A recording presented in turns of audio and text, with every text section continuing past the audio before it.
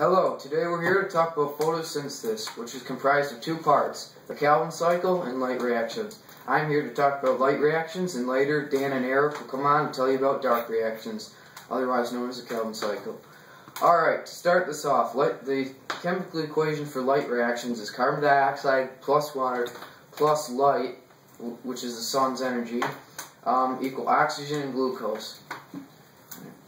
First thing to know about light reactions is that they take place in the granum, which is in the thylakoid membrane.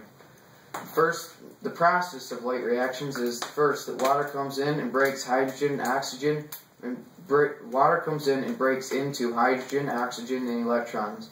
Then the electrons go to photosystem 2. Light is then captured by pigments and channeled to the reaction center to excite electrons. Electrons then get passed from photosystem 2 down the chain to photosystem 1. As they travel to photosystem 1, they actively pull in more positive hydrogen electrons. After that, photosystem 1 excites electrons. Electrons are then passed to the NADPH reductase and create NADPH. Electrons are then passed to NADP plus reductase and create NADPH.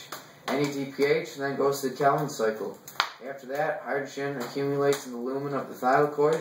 Hydrogen goes to the ATP synthase. ATP plus a phosphate creates ATP. This process is known as chemiosmosis. After that, ATP goes to the Calvin cycle. Oxygen leaves the chloroplast as waste, and oxygen goes out the stoma, which is in the thylakoid membrane, and is used to excrete waste from the cell.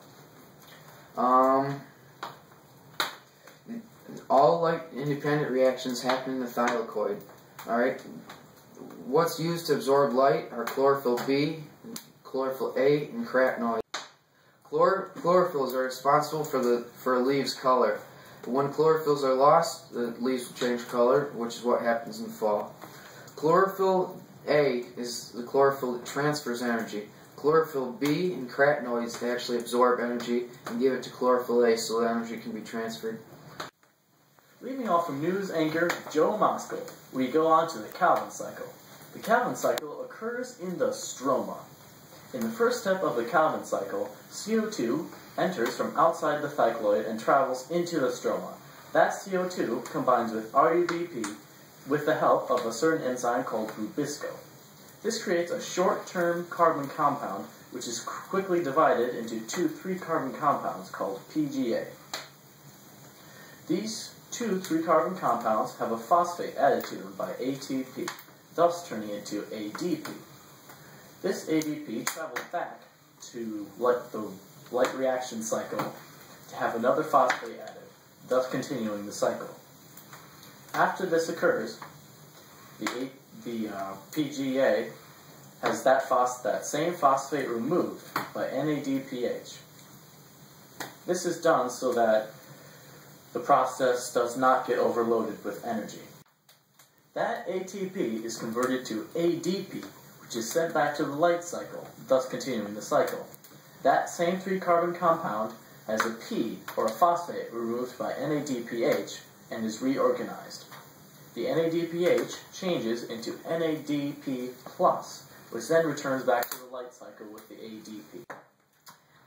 Continuing on from Daniel, PGAL, or G3P, is now formed. At least 6 are being formed, but at least 1 goes out of the Calvin cycle, and it will help create a half carbohydrate of glucose or other organic compounds, such as proteins, fats, and carbohydrates.